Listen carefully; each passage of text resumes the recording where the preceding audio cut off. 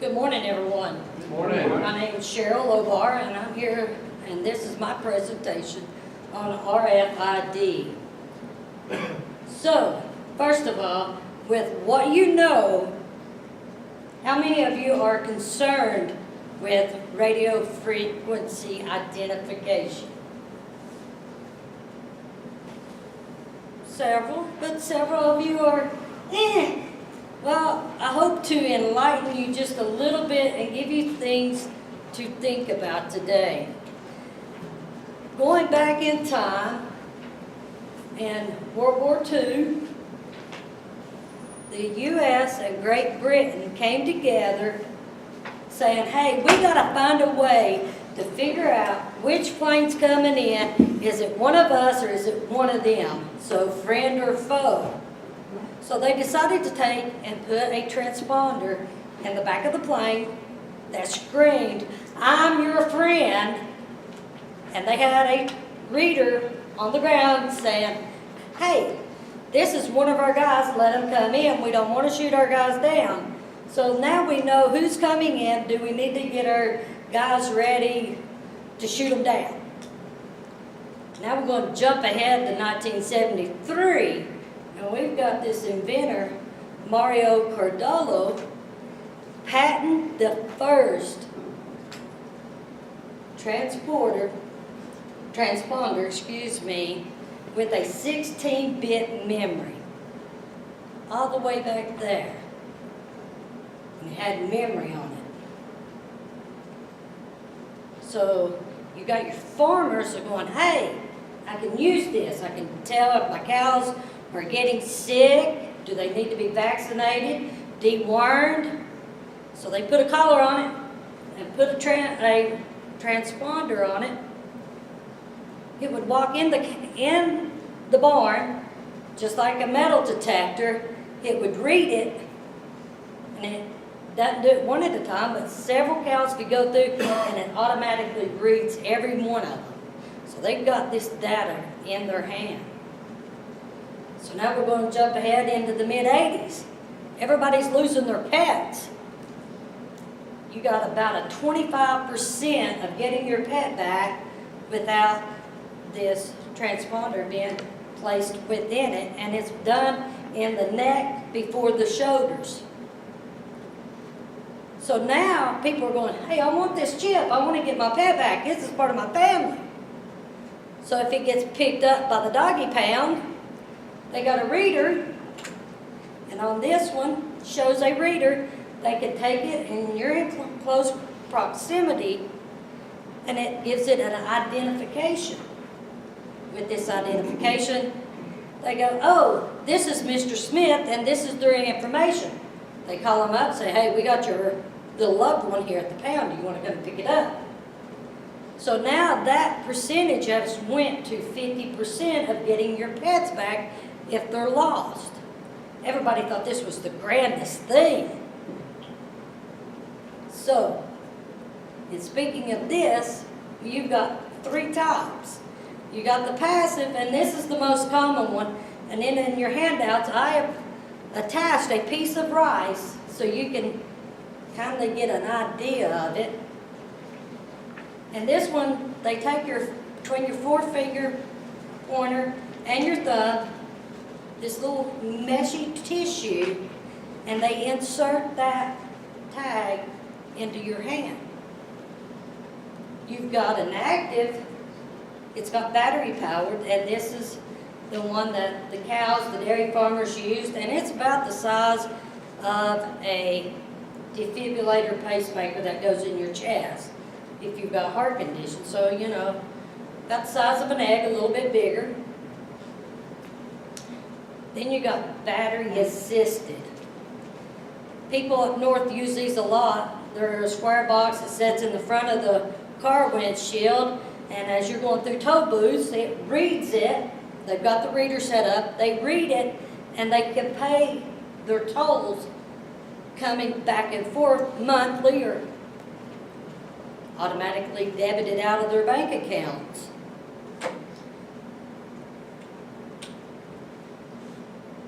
These are some of the readers. You've got the metal detector styles that you can walk through and it automatically reads the tag. You got the door that you wave your hand in front of and it gives you authentication to go in through the door. There is a lot of ways these are being used. These walk-through readers, your tags on clothing apparel are being tagged. And a lot of us have really seen the big bulky ones. Well, now they are printing them off into the tag of the apparel. The chip is about the size of a pinhead with antennas, so when it gets read, it tells the description, how much, and even to the future, it's going to track how many times it's pulled off the rack. So it's giving them data. How true is this data? I'm the type that picks something up and goes, who would wear this? But merchandise are hoping they can tailor their shops more to what is being sold and bought. Now this is the tag that goes in your hand, and it is the small size of a rice. And you have a company up in Wisconsin, if anybody has been keeping up with the news, they paid to have someone come in and implant their employees. Wow. Companies are actually going to this. And I see Brian shaking his head. Brian knows a little more about it because he was in, his presentation was NFC, and this is a cousin to this. Okay. His big thing was the security. Wow, we got Mr. Google over here. My mind don't work this way, but anybody that wants to know your identification, your credit cards, because 3 miles got a cafeteria in it, and you go down and pay, you swipe your hand in front of the reader. I got Mr. Hamilton sitting over here. Lo and below, you think he's a nice guy, he's got his briefcase. He's got his readers down in his pouch. He's walking by, smiling, how do you do? He's gathering information. Gentlemen, how many of you got your wallets in the back of your pocket? Is your wallet secured? Because they've got a chip in them now that is activated. Oh, I've got mine in that little Teflon pouch. Good job. Does it deflect the reader? Not unless it is a secure with the gray in it. Oh wait, we've got your wallet. Oh, Austin over here is going to make a killing. Mine's will protect your wallet for half the cost. Okay, while it's closed, it will work. But when you open it up, he's paying for it. He's got his other cards in there. And we've got Mr. Hamilton over here going, oh, he just opened his whole world. He gets his other information that he thought was secured. We are in the field. This is something we need to be aware of, because we know how long is it going to take them to find the battery to go in this chip. We've got hearing aid batteries that are already small. The only thing is the life of them are not adequate. We've got scientists and biologists using these tags to go in animals to see where they're tracked. Are they still in there? But they still have to have that big bulky antenna, and they got to walk in the area that the animal's in to find it. So right now, without a battery in it, the GPS cannot be activated. Oh, wait. Why do they need to do that? We're all carrying one of these. GPS has already done it. I track my daughter's whereabouts every day. Wow. So why do they need to do that? And worry about it when we've done got this on and ready to go to see where 273 Dogwood Lane is. That had it for me. I'm going, wow, they've suckered me right in the middle of this. In doing this, I've got a couple of presentations, and this is going to the security aspect. Dude, the RFID thing. Why did you know that? I'm sorry. I'm not. It's not gonna happen. I discovered. Here's what happened. Here's what happened. I'm not sure how much of the story I'm allowed to tell, but I'll tell you what I know.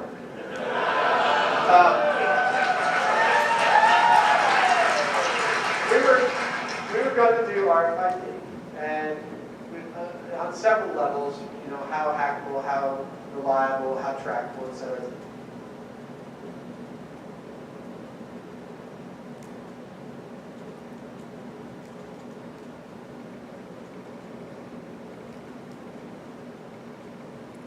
Well, anyways,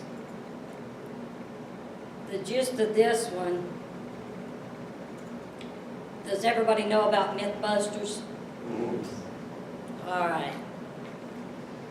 Well, they had this brought up to them to go in and see how the security aspects of it was actually at.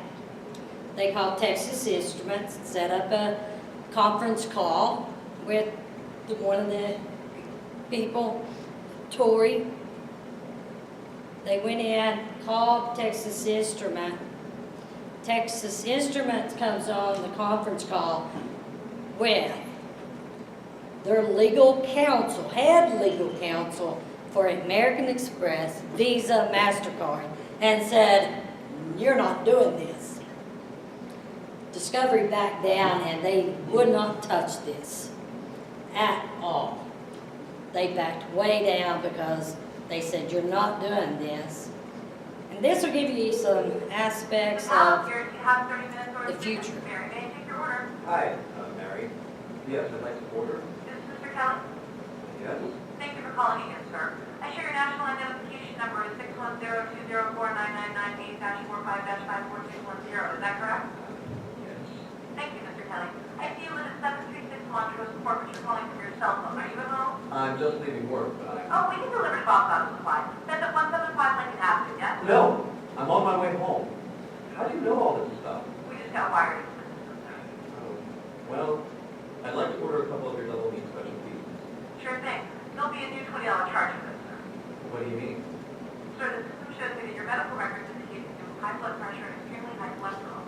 Luckily, we have a new agreement with your national health care provider that allows us to send you double meat pies as long as you agree to waive all future claims liability. What? Do you agree, sir? You can sign the form when we deliver, but they're going to charge for processing. The total is $67. $67? That includes the delivery surcharge of $15 to cover the address to our driver if traveling through an orange zone. I live in an orange zone? Now you do. Looks like there was another robbery on Montrose yesterday.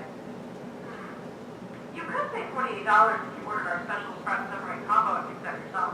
Comes with tofu sticks that are very tasty, sir. Good value too. But I want double meat. Well, I'm sure you can afford the $67 then. You just bought those tickets from Hawaii. They weren't cheap, eh? But I think you checked out the budget each from the library last week.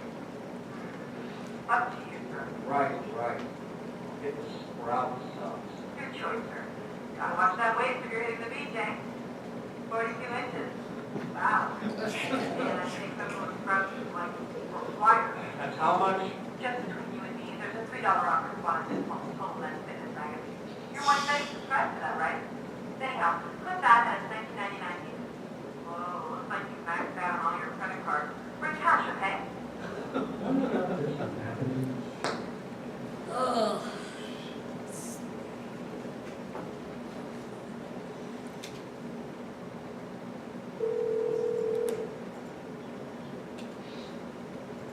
So, could it go there? Why, most certainly. You can get any of these items that you would like on eBay very cheaply. Readers, less than $100. Your little key tag chips, fobs, 100 for 20 bucks.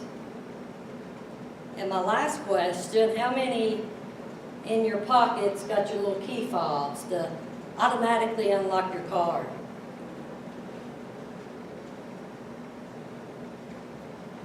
It's radio waves. This is how people are going out in close proximity. When you hit lock, they're reading that radio wave. And when you walk away, they're going in there and stealing everything out of your vehicles.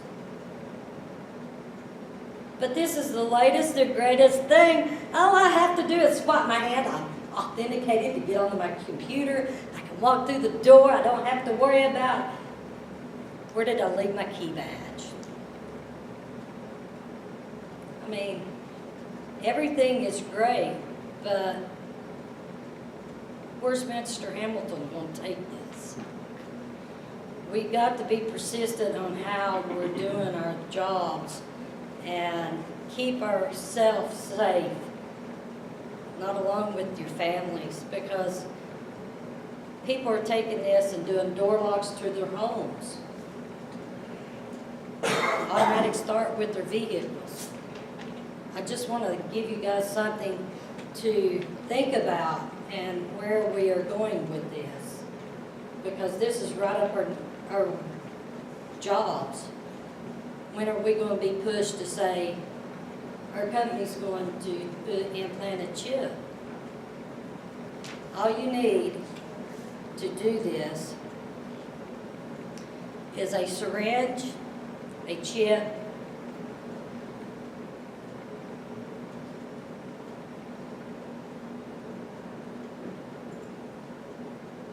somebody that is licensed to do this. A tattoo artist can take a syringe, a tag, and implant you. It doesn't have to be done by a doctor, a professional. And lo and behold, if you wanted to, you can go on eBay and order all this and do it yourself. What's the health risk? If you don't know, you could inject yourself with bacteria, a virus, and make you ill. So there is health issues, warnings that people that if you do want to do this, get somebody licensed so you don't become sick, the area get infected. People that have done this, there's about 2 to 3 weeks of soreness. Be vigilant in your security is all I'm asking. And this is my presentation, and you guys have a great day.